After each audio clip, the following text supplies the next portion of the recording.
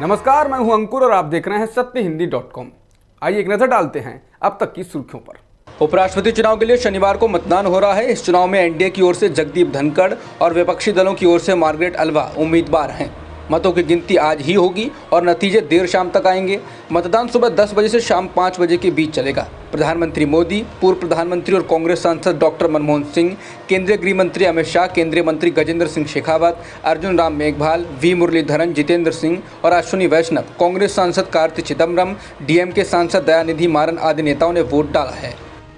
BJP नेता वरुण गांधी ने ही BJP की ही सरकार पर भगोड़ों और बड़े कारोबारियों के लाखों करोड़ माफ करने पर हमला बोला है। वरुण गांधी ने ट्वीट कर कहा कि जो सदन गरीब को 5 किलो राशन दिए जाने पर धन्यवाद की आकांक्षा रखता है, वही सदन बताता है कि 5 वर्षों में भ्रष्ट धनपशुओं का 10 लाख करोड़ तक का लोन माफ हुआ है।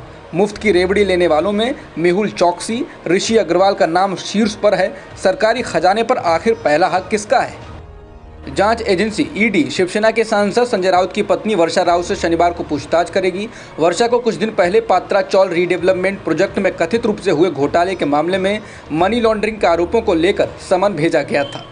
बता दें कि संजय राउत को ईडी पहले ही गिरफ्तार कर चुकी है और वो 8 अगस्त तक ईडी की हिरासत में है। संजय राउत को ईडी ने पात्रा चौल रीडेवलपमेंट प्रोजेक्ट के मामले में हुई वित्तीय गड़बड़ियों को लेकर बीते रविवार को गिरफ्तार किया था।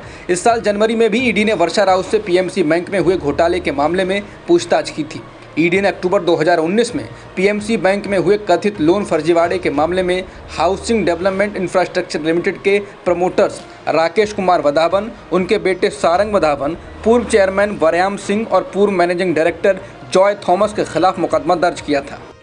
बिहार में सत्तारूढ़ जनता दल यूनाइटेड ने पूर्व राष्ट्रीय अध्यक्ष आरसीपी सिंह से पिछले 9 सालों में कमाई संपत्ति पर जवाब मांगा है। पार्टी ने आरोप लगाया है कि उन्होंने इस दौरान अकूत संपत्ति अर्जित की है। इसको लेकर पार्टी ने नोटिस भेजा। उनको ये नोटिस उस वीडियो के बाहर आने के बाद भेजा गया है जिसमें वो खुद को भविष्य के मुख्यमंत्री के रूप में पेश करने वाले नारे लगा रहे हैं। एक समय नीतीश कुमार के करीबी रहे आरसीपी सिंह को भेजी गई चिट्ठी में लिखा गया है कि उनके द्वारा अर्जित संपत्तियों में कई गड़बड़ियां देखी गई हैं। पत्र पर टिप्पणी करते हुए आरसीपी सिंह ने कहा, ये संपत्ति मेरी पत्नी या बेटी द्वारा खरीदी गई थी जो 2010 से आयकर दे रही हैं। उन्होंने कहा, ये पत्र उन्हें अपमानित करने की पार्टी की कोशिश है। बता दें, आरसीपी सिंह को जून में पटना के वीआईपी जोन में एक बड़े बंगले से बेदखल कर दिया गया था। इसके अलावा उनको पार्टी ने राज्यसभा भी नहीं भेजा, जिसके कारण उनको मंत्री पद छोड़ना पड़ा। भारत के लगातार खाली होते विदेशी मुद्रा भंडार यानी कि फॉरेन एक्सचेंज रिजर्व को लेकर बीजेपी के वरिष्ठ नेता सुब्रमण्यम स्वामी ने मोदी सरकार को घेरा है। स्वामी ने विदेशी मुद्रा भंडार में गिरावट वाले आरबीआई आंकड़े ट्विटर पर साझा करते हुए लिखा कि हमें आपदा में ले जाने से पहले सच्चाई का सामना करें।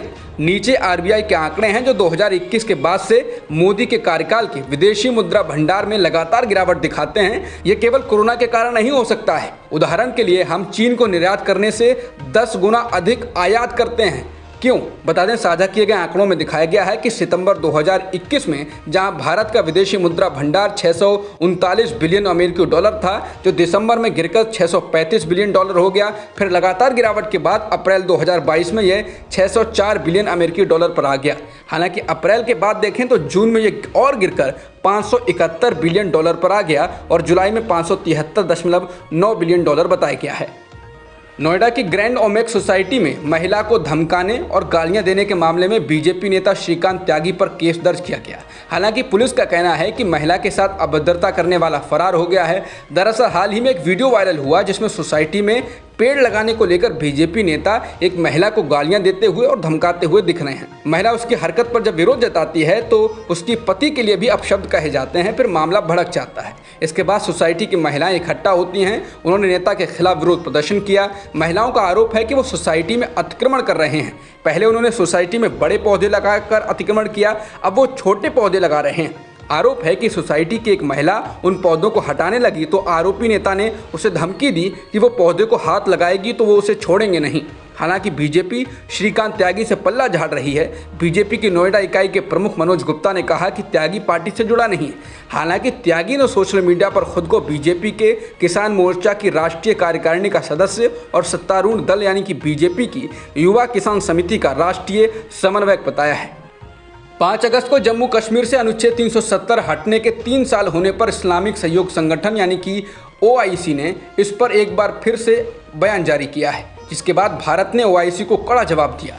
भारत के विदेश मंत्रालय के प्रवक्ता अरिंदम बागची ने कहा कि ओआईसी के जम्मू कश्मीर पर बयान से कट्टरता की बू आती है। बागची ने पाकिस्तान पर निशाना साधते हुए कहा कि ओआईसी के महासचिव मानवाधिकारों का लगातार उल्लंघन करने वाले और सीमा पार क्षेत्रीय और अंतर्राष्ट्रीय आतंकवाद को बढ़ावा देने वालों के इशारे पर जम्मू कश्मीर पर बयान जारी करते रहते हैं।